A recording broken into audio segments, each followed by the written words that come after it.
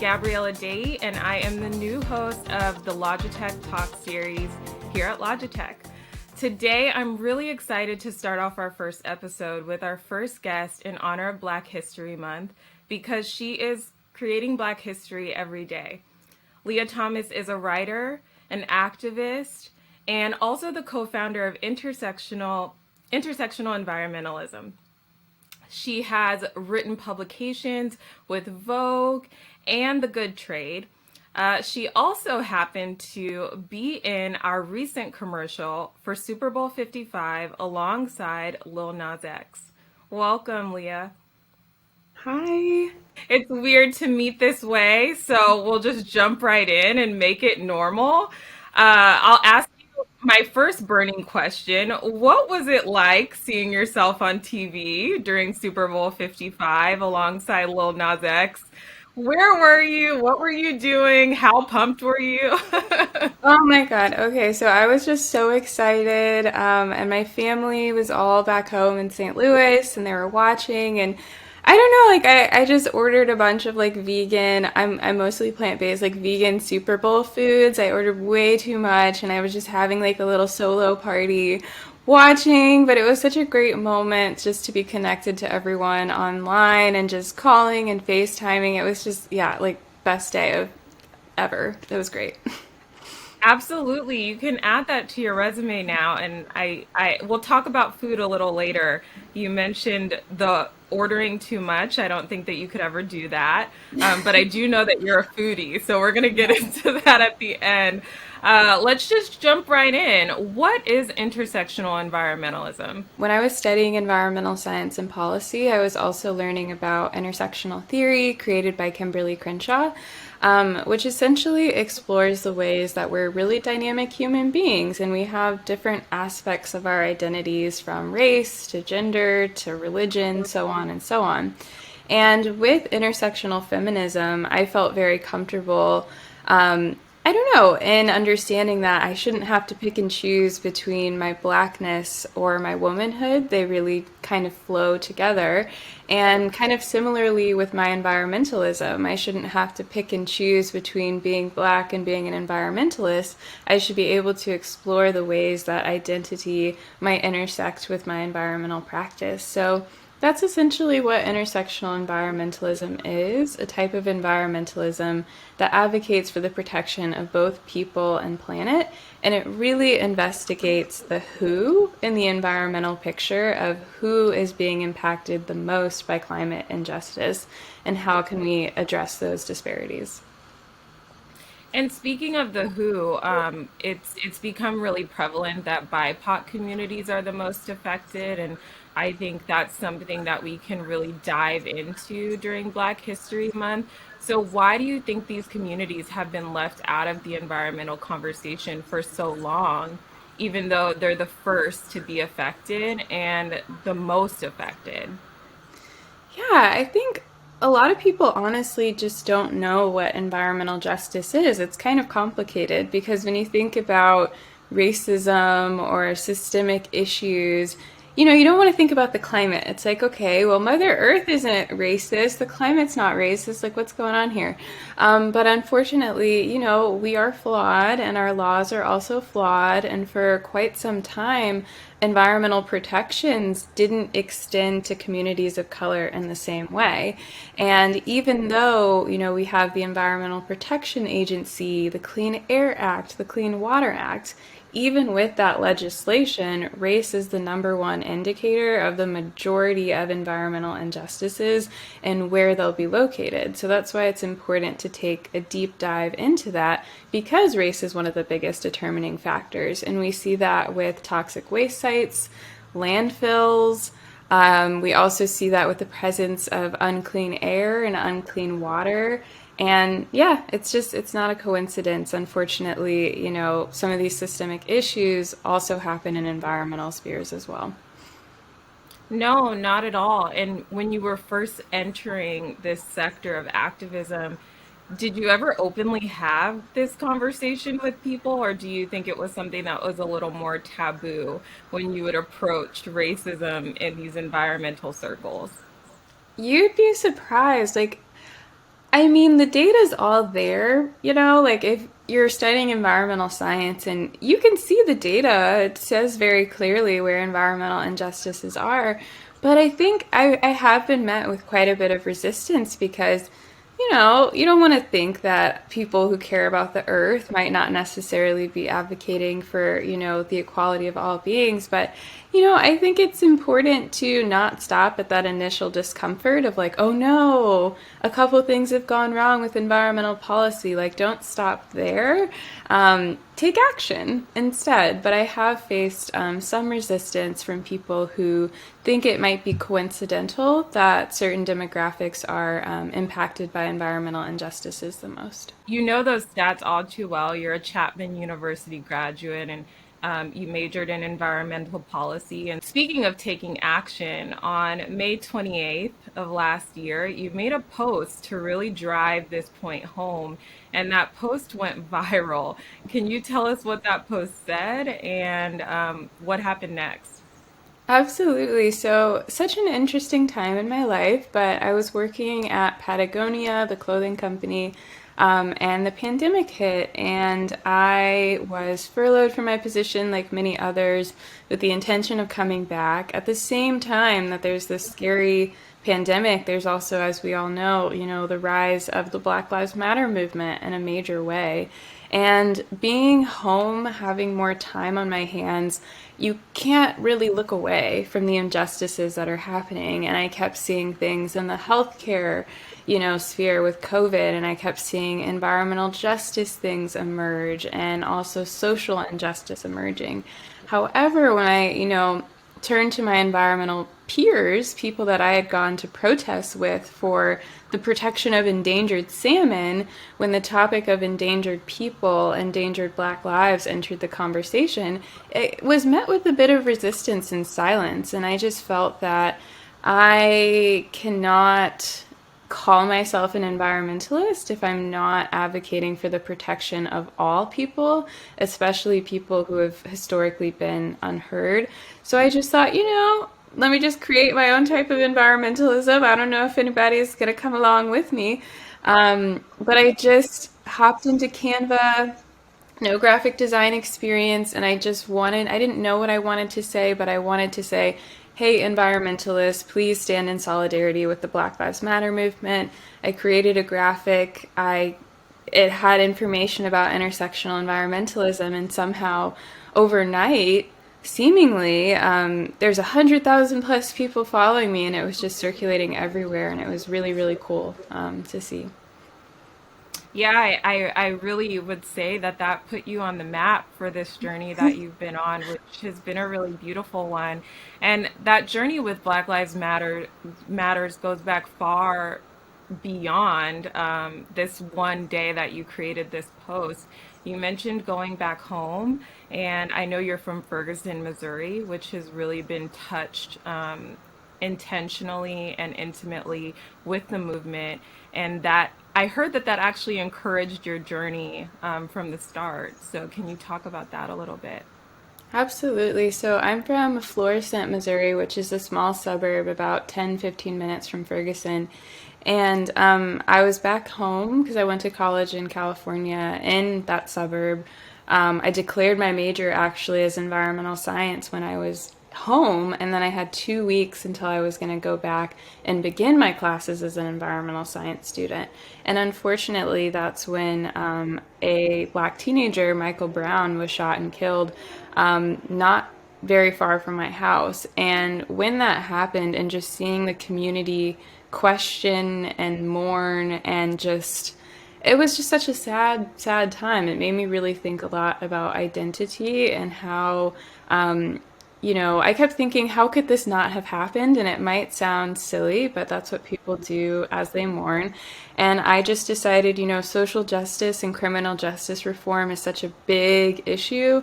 Maybe my specific calling or whatever it is could be to focus on environmental justice, because I believe that having the ability to breathe clean air should be a human right. And there's a lot of things that and systems at play that are making it hard for people to breathe, but I just decided that I wanted to focus on the environmental factor and making sure communities of color have access to clean air because it should be a human right.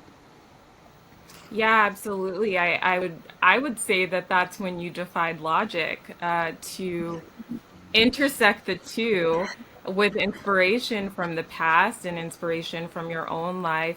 That's just thinking outside the box. That's what we're about here at Logitech. And so taking that and using that to create and become an activist in a space that has not been touched is pretty remarkable. And reading up on you, I really love how you encourage people to not gatekeep activism. So you talk a lot about the different ways that people can be activists outside of the traditional stereotypes that we see. And I would love to hear more about that from you. Absolutely. I think, I don't know. I guess, I get it. We want to feel, confident and proud of the actions that we're taking to make the world a better place. And, we're human. We might be a little self-focused at times. However, I find that to be really harmful, especially in the activism space. So, for example, people might say, "Oh, making graphics online, that's not real activism." But, I don't. I think people underestimate the impact that artists and creatives have had over time when it comes to social movements. Even something as silly as like a flyer that was, used during the civil rights movement or a pamphlet that was designed in an accessible way, that's all aiding the, ability to create social change. So, and in addition to that, I think it's important for people to think about accessibility and disability as well. Certain forms of activism are more accessible to people who might not be able to, quote unquote, take it to the streets. And maybe that's their way that they feel like they can contribute.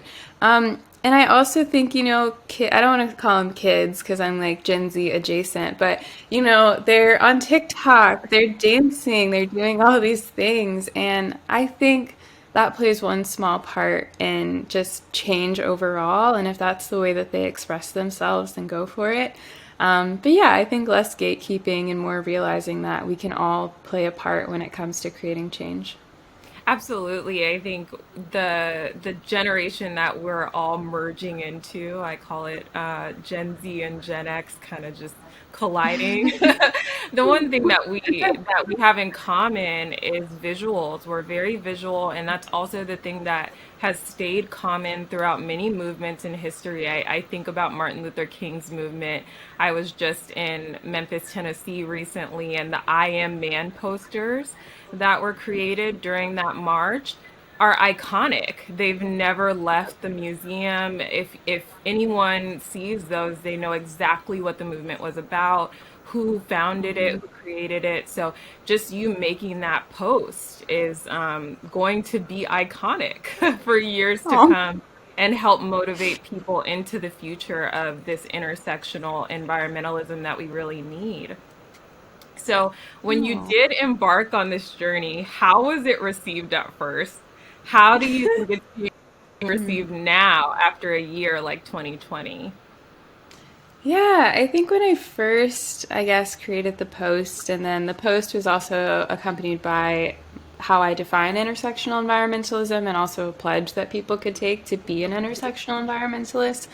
I think it was really interesting just like to see the power of communications online because it kind of started with that one post and then it's had this beautiful evolution of other people saying like I practice environmentalism through an intersectional lens and here's how. And I've seen lectures at Columbia University, at Chapman, at Yale. I've seen curriculums change in literally under a year to include intersectional environmentalism. And the White House, after doing an Instagram Live with intersectional environmentalists, released a video about the intersectionality of climate change. So I think that is what brings me so much joy.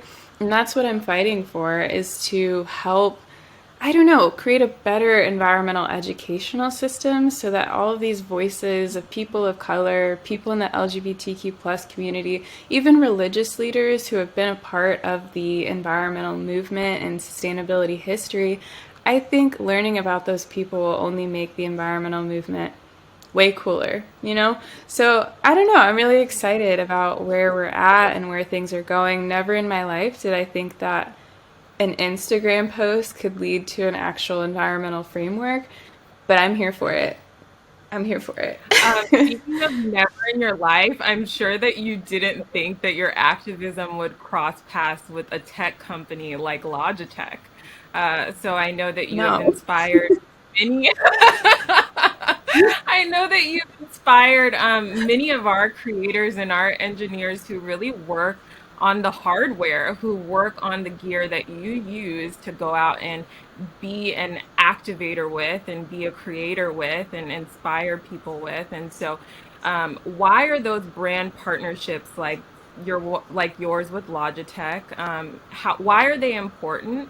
And how do you think that they can support you more and support other creators and activists more? So when I left my job at Patagonia to fully focus on developing intersectional environmentalism, like I was unemployed.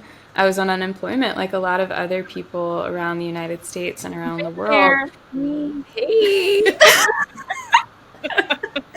we're better now, but things Yeah, we're happen. better now. We're doing better things now, following our passions, but Following our broke before dreams. the passion. Yeah, it's broke before the passion. And honestly, partnerships, intentional partnerships with companies that I felt like were sustainable or were breaking barriers or defying logic helped me fund the development of intersectional environmentalists. Those partnerships helped fund our staff, our core team. So I think sometimes people don't realize that when activists might be taking a partnership with the company, and people might look at it sideways, part of it is like, this is a way that we're able to continue the work that we do. And I found that to be incredibly true, especially in the case of the Defy Logic campaign. Like the visibility of that campaign, I got messages from people. I remember there was one from a woman who was like in her, 60s, and she's like, I just wanted you to know, keep it up. Like just little things like that. She's like, I saw you on, and somebody's like, I saw you on Crunchyroll, and I'm like, I don't know what Crunchyroll is, but thank you. Like, that's awesome. So I don't know where these commercials are showing, but it's not even about my singular story. I think it's raising awareness for just, the beautiful, diverse history of environmentalism overall. So yeah, that's why I really love these kind of thoughtful partnerships. Yeah. Yeah, the technology that we create is for solutions. And if we can amplify creators like yourselves who have already come up with solutions, that's really important to us. So I love that you emphasized working with brands that you really believe in and that are influential and that inspire you, because everyone at Logitech feels the same way about you. You inspire us to create more technology that can be used for social impact, instead of just creating for profit. So I wanted to run into the topic of representation, because you as a Black woman, you represent not only environmentalism, but you represent an image that a lot of people don't see, which is a Black woman talking about racism in a forum that just is mainly white. So, why do you think racism is forgotten about when these talks are happening? Is it a lack of representation? Is it a lack of awareness? Maybe willful ignorance? I think it's a combination of all of those things, really, because I mean, to be frank, being an environmentalist is, a good thing. You can feel good about yourself if you recycle, and you might be, giving away a bunch of money to conservation causes. You could tap yourself on the back for being an environmentalist, and then here comes little old me walking into these happy environmental circles like, hey, I know you're about to cut that check for the whales, but do you mind also looking at this environmental justice data? And I could understand how having to suddenly switch gears and maybe consider that could be uncomfortable. And I think that discomfort and that resistance might be rooted in that's just something they never had to think about before. Like, and I can attest to that. In my environmental science program, it wasn't mandatory for me to learn about environmental racism. So that's, decades of people who have environmental science degrees that haven't really had to consider this. And I think a lot of that is because of lack of representation, not having our stories told in these environmental textbooks. And that's why I hope intersectional environmentalism can kind of change the way we do environmental education. But yeah, it's been met with some resistance at times, but I think once you present people with the data, it's a little bit more clear, and I think people are more inclined to maybe take action. And I try to remind people that by presenting the data that people of color are being impacted the most by climate injustice, it's not to say, a conservationist should no longer be a conservationist or they can't focus on recycling. It's just to say, don't ignore and deny what's going on with people of color. It's not saying you suddenly have to dedicate your life to racial justice. I hope you do. But, it's just saying to consider it and not to, silence those voices that are trying to advocate, against it. Absolutely. And I think that the definition of defying logic is being able to do both, right? We don't have to be monoliths and we don't have to be one track minded individuals. We can, in fact, handle all of these issues and really come on top of each of them and at the same time. So I appreciate you making that very, very clear to people so that there isn't this guilt that is presented when you talk about racism and environmentalism, but more so action.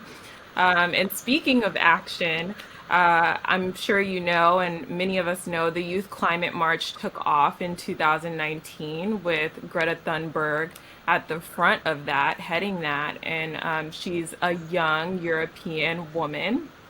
How do you feel about the effectiveness of that movement? And also, how do you feel about the representation? How do you feel about children heading a movement like saving the planet? Yeah, I have so many thoughts here. I guess the first one would be that I want to make sure that people remember because Greta is a child.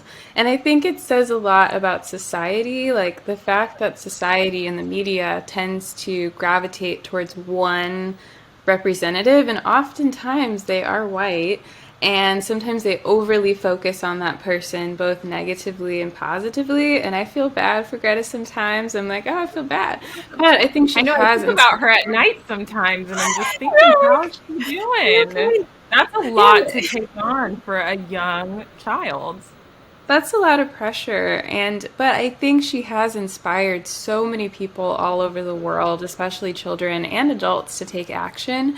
I think another thing that does need to be focused on, however, is why sometimes the media tries to focus on one person versus multiple people, and when that's happening, who you might be erasing. So, for example, there was a climate activist from Africa, Vanessa, who I actually spoke to this morning, who attended an event with Greta, and she was cropped out of the photos published by the Associated Press, where they only included three white child activists, and they cropped her out.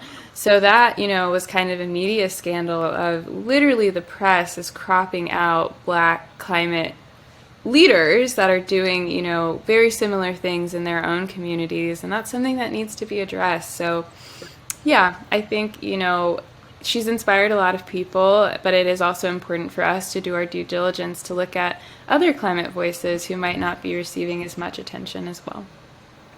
Absolutely, and I think that you are the face of that, Leah. I believe that you being a black woman and really counteracting that narrative that this environmentalism is a white issue and not a everyone issue, and especially not a BIPOC issue, is breaking down barriers, and that's what we need to do more of, right? 2020 reminded us that representation is just as important as the movement is.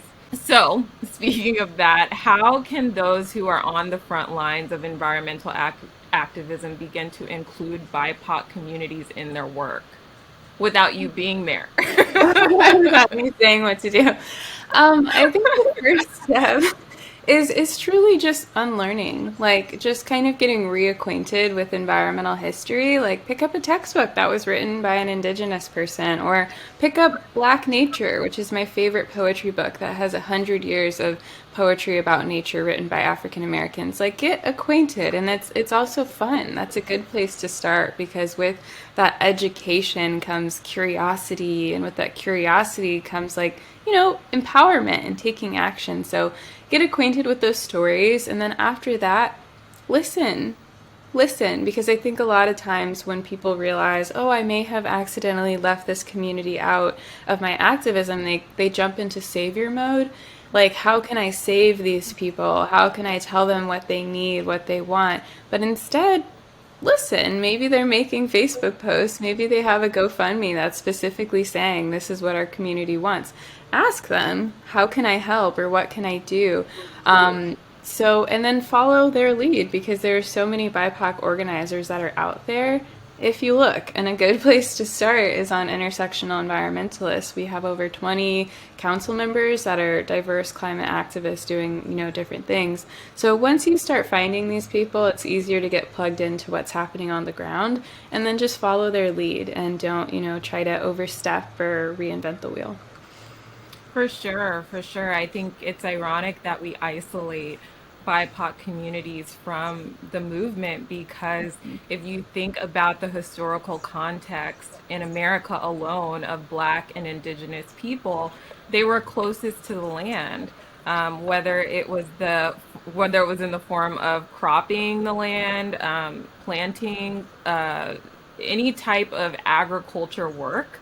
They have been at the forefront of that. And so I tend to think that people with that lineage know the land better than anybody else, and can really write about it if they have the historical precedents to do so. So speaking of that, we're going to get a little deeper into how people tackle that education factor. Do you think that an individual needs to tackle their white supremacy beliefs and patriarchy first before going into environmentalism? Or do you think that they can cross correct the two? We're dealing with that as a nation, so people are already trying to get over that hurdle to begin with. How can they get over that hurdle and then jump into environmentalism? Or do you think they can course correct the two at the same time?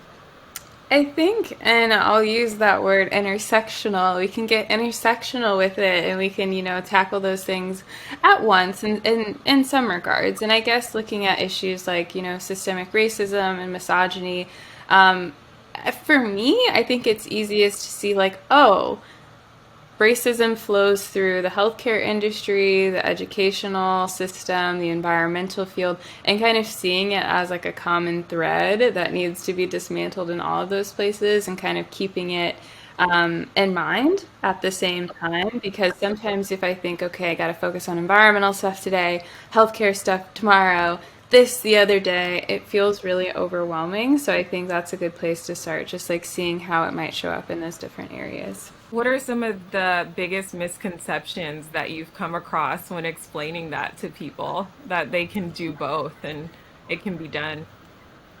I think the funniest question I get is when people say, why do you have to bring up race into this equation?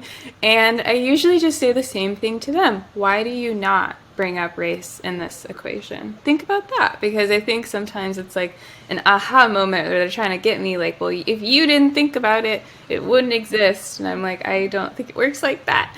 But I think it is a moment for people to take a step back, instead of like yelling at people of color and saying, why do you think about race? Turn internally and say, why do I not consider race? Is race a factor, but I just haven't had to think about it? Why? And kind of get curious. And I think sometimes if we treat things with curiosity instead of shame, it's easier to learn, and to also know that we are all on a journey of learning, including myself, and just being open to that learning every day. And it's okay to get things wrong, as long as you're committed to, justice and getting things right eventually. But yeah, I think that would be one of the biggest misconceptions, that like people of color are inserting race into the equation when it shouldn't be there. Yeah, I absolutely agree with that. I find it fascinating that race is such a touchy subject. And it seems like sometimes we do need intersectionality to address it because it is so touchy for all of us. Yeah. No matter who you are and what you look like, it's an uncomfortable topic that we are just scratching the surface of. And that makes me think about the article that you wrote in Vogue last year that was titled, Why Every Environmentalist Should Be Anti-Racist.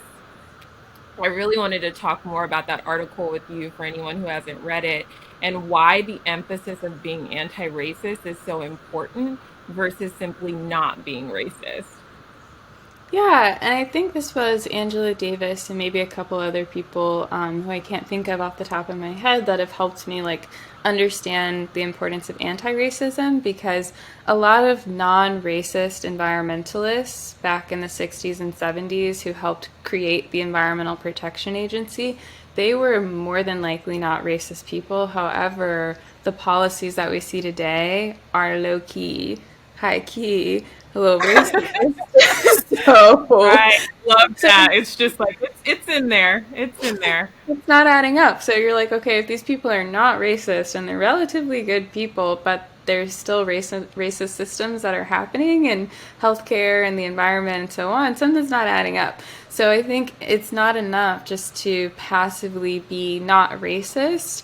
It's important to stand up against racism when you see it happening. It's important to call it out, whether it's in your educational, circle, whether it's in your church, whether it's in your family. And I think by not being actively anti-racist and calling it out when you see it, sometimes it actually allows that racism to flourish by not stopping it in its tracks. So that's why it's important for environmentalists to actively, be anti-racist.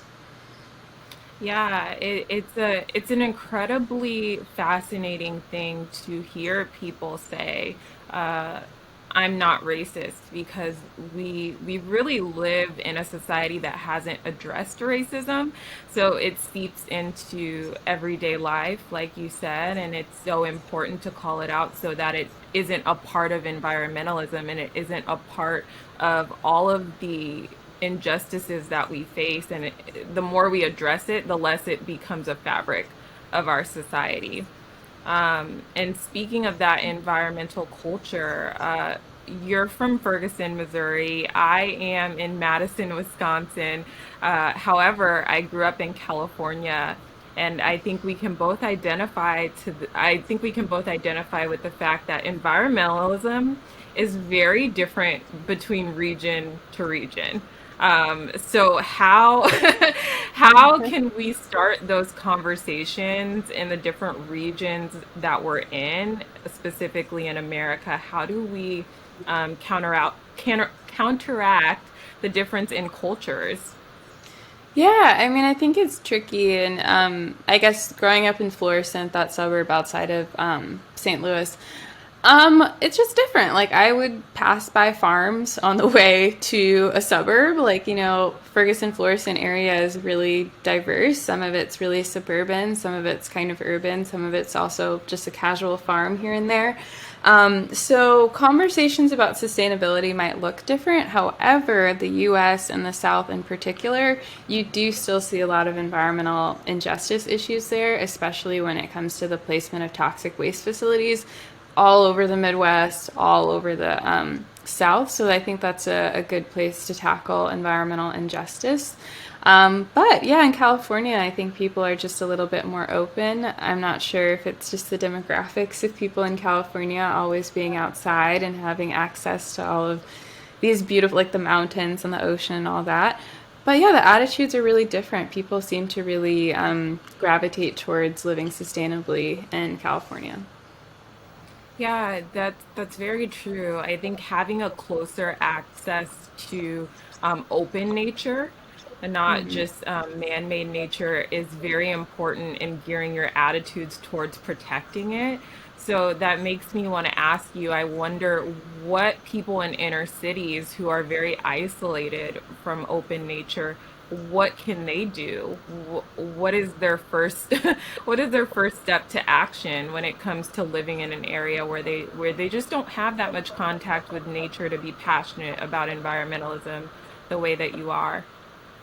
I think a good place to start, I guess, is from that empowerment angle of like, I don't know, that's a societal issue that we have that's made us feel like our neighborhoods and our cities are somehow like separate from nature. However, our cities and our communities, even if they're more like urban landscapes, that's still out in nature, even though we don't define it as such. So there can be some empowerment there of just knowing that going for a walk around your neighborhood might be a way to connect with nature, just sitting on your porch. But in addition to that, I think there should be more programs. I was a National Park Service Ranger intern, and I think everyone should be able to see the national parks. So there are initiatives that help, get kids out into the national parks and public lands, and hopefully programs like that can increase. I love that. I love that. I think that we don't quite understand the real time connection that we have with environmentalism, whether that's talking about food deserts, police brutality, incarceration, all of them are combined basically because of where we live, and how we consume and how we experience what's out there. So I love that you said there is always a way. You have to find that way. And I think that your website is a really good example of that. People can go there and find those resources to attach themselves onto that really cater to them and really speak to them. So we're getting to the end of this amazing talk here, which makes me sad. But I want to ask you, what does it mean to you to defy logic? We spoke about so many things, but what does it mean to you? I think defying logic really means like listen to that voice in your heart. Even when you might be unemployed because of the pandemic or whatever it might be. No, if you know in the bottom of your heart that you want to do something, especially if you think that it can help benefit other people on the planet, keep going if even if it doesn't make a lot of sense, because when I left my job I was actually offered a role to come back, which was way more than my salary at the time, but something in my heart was like, no, you just need to create an environmental resource that's about diversity and inclusion. And listening to that has allowed me to create a community that I adore, and also, the resource of my dreams. So I would say defying logic is all about listening to that voice and wherever it might take you. Yeah, and here at Logitech, I know we're really proud of you and really happy to help you do that in any way we can and help other creators do the same. So I want you to actually plug in that website too before we go so that everybody knows where they can find you. Absolutely. So my website is intersectionalenvironmentalist.com. You can find me on Instagram at intersectionalenvironmentalist and at Green Girl Leah. Awesome. And before I let you go, you can see I'm battling it here. I don't want to let you go. But I do want to play a bit of a game with you because I saw that you did a What to Eat in a Day episode with Oh Harper's yeah. Bazaar. So cool. I figured out that you're a foodie, which I adore.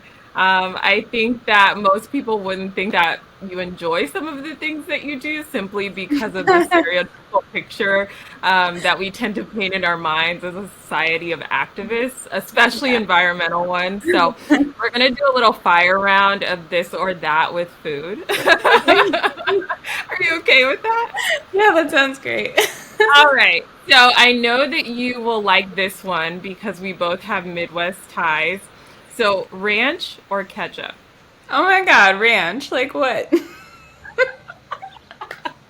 I know I don't think people understand how important ranch is to Midwestern society. That is It, just yeah. it goes with everything. Ketchup has no place here. No All place. right. No place. Pizza or fries? Ooh, this is really hard, but I would say pizza. I do love fries, but I'm gonna go with pizza. Pizza with ranch. Yeah. Oh man. I think I would choose what type of pizza? Like mushroom and onions and pineapple. I like weird veggie pizzas. Weird combination. I have many questions off air to ask you about your combination because you just said mushrooms and pineapples and That's good. onions. Oh man. Okay. Well, I'm gonna give you another hard one. Pancakes or waffles? I know this was a TikTok challenge last Uh, year. I don't even like pancakes like that. I love waffles through and through. So easy choice, easy choice. All right, all right. And watching the video, I saw that you have a real love for Southern cuisine, as do I. Right on time, because today is Fat Tuesday, Mardi Gras, so that I couldn't help myself. Hush puppies or beignets. Why? Oh, That's what oh makes my me God. Wow. feel. That's what. Dang. I feel like you went there, but I would have to say beignets. Beignets are just like, the best dessert. I love beignets so much. I love them too. I can't, I'm not at the point in my life where I've decided whether I'm a salty or sweet person. Because I feel like hush puppies are the perfect combination between like cornbread and a muffin. And then Mm, beignets are like a donut and a pastry. So it's a hard one. But yeah, right. beignets would win for me too. Okay, well, I'll go on the healthier end. Let's end on a healthier note. So almond or cashew milk? I would say probably almond milk, even though cashew milk might be better for the environment slightly. But I would say almond milk. It's less Yeah. thick. Yeah. Yeah, because almonds take up, I forgot the number of gallons, but they take up a large amount of gallons of water, just one almond to Mm-hmm. harvest, which is insane. But almond Yeah, it's milk is so crazy. good. It's the perfect consistency. Okay, I last know. one for you. Last one for you, Leah. This will be easy. Fruits or vegetables? I like fruits because I crave water, and I feel like you can just get so much water from your fruit. So, yeah, I'd say fruit. What's your favorite fruit? Probably mango, like mango with a little like tahine and like some, sauce on it. Yes, girl. Anything with tahini. Anything. All right, Leah. I am so happy that you joined us today. This was a great conversation. I hope that the audience learned as much from you as I did. Speaking with you is like speaking to Black history in motion because you are creating it, Aw. girl. You are an inspiration to so many, regardless of what they look like. And Logitech is really proud to sponsor that, help you with that mission, and really uplift you. Thank you so much for having me, and you look amazing. This was great. Thank you so much. Oh, you do too. You do too. We'll talk soon. I have to hit you up about those weird pizza combos that we were talking Yeah. about. Yeah. Bye, Leah. Bye-bye. Wow, that conversation was really awesome.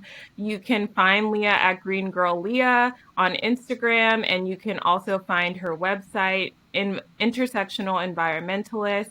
All of those direct sources can lead you to her mission, some resources, and also what she's doing next. I'm excited that we had time with her today, and that we got to dive into fun stuff, serious stuff, and even future stuff. So, thanks for joining me today.